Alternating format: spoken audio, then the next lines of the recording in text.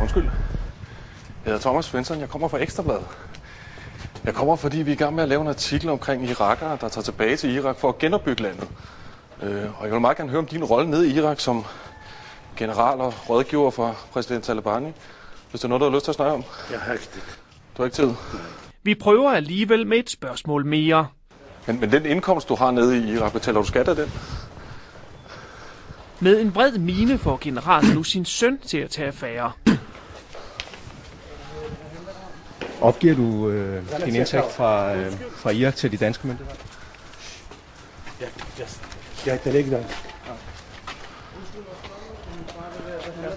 Det er fordi, vi laver noget omkring irakere, der tager tilbage til Irak for at hjælpe med at genopbygge landet. Og det vil du gerne stille nogle spørgsmål om. Jeg kan ikke svare på det. Okay. Kan du hjælpe med at oversætte, eller? Nej, bare glem det. Bare find en anden iraker. Okay. Bare glem det her. Ikke min far. Okay. Bare find en anden iraker. Det går ikke med ham. Man kan ikke snakke dansk. Okay. Men ved du, hvad din far laver tilbage i Irak, altså? Ja, det ved jeg godt, men jeg kan ikke svare på det. Okay. Det er anonymt, så bare glem det og bare tænk på noget helt andet. Ekstra Bladet vil dog gerne have svar på, hvordan man kan være general i Irak og førtidspensionist i Danmark. Så vi spørger igen. Hvad er jeres indtægt i Danmark? Ja, prøv at høre. Ja. Min far er ekstra. Hvad laver I, man? Det går ikke. Nu kommer sønnen ned til bilen og vil absolut ikke filmes, men han og faren kan på fint dansk fortælle, at Ekstra Bladet bare skal blande sig udenom. Hvem har sendt jer? Hvorfor er I kommet over til os lige pludselig? Min far. Der er ikke nogen, der har sendt os. Hvordan I kom? Hvordan har I så fundet min far? Det skal du svare på, hvis du vil have svaret min far for noget. Min far han er jo ikke bare sådan en der mand, han har jo rigtig meget respekt i Irak. Ja, jeg ved det. Det ved vi. Jeg ved det godt. Jeg har jo, altså, det er jo derfor, vi kommer og vi snakker med ham jo. Ja. Hvis det var kommet sådan der 4 mennesker i Irak, så er det skudt det jo. Er det rigtigt?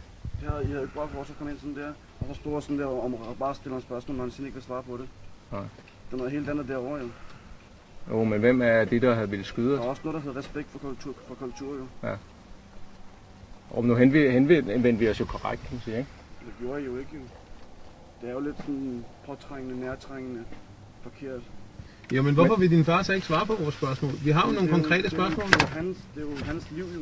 Ja. Han kan jo ikke bare dele sine oplysninger med jer jo. Nej, men det er jo ikke vi vil jo ikke have hemmelige oplysninger. Vi er ikke ude på for hemmelige oplysninger. Det kommer jo. Jeg har lavet mange interview her. Ja. Han har lavet nok Jeg kender godt. Ja. Nej. Men det kommer i bladet. Spørgsmål, I stiller ham jo, det er jo påtrængende spørgsmål. I kommer for sent. 2 af generalens døtre ankommer lidt senere. Vi spørger dem, om de kan forklare, hvordan sagen hænger sammen. Altså, for vores oplysninger, så er han jo meget indflydelsesrig mand i Irak, ikke? Ja. Men det kender I ikke noget til. Nej, jo, han skulle være talsmand for de kurdiske anliggender for præsidenten, ikke? Vi følger slet ikke med i det. Det værste er. Det interesserer mig ikke overhovedet. Men er han ikke tit i Irak, så, eller hvad? Eller er han tit her? Eller? Det er meget forskelligt. Han er sådan et halvt år her og halvt år der. Okay. Men han er meget ferie. Jeg tror ikke, han laver så meget. Jeg tror mere, det er min mor. Han har mere indflydelse nu.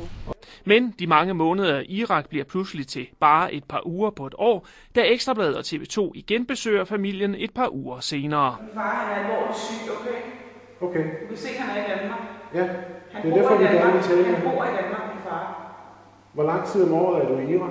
Han er måske i Irak 2 gange om ugen. 2 gange om ugen? Nej, 2 gange på et år. En uge. Han bor i Danmark først. Han er her hver dag.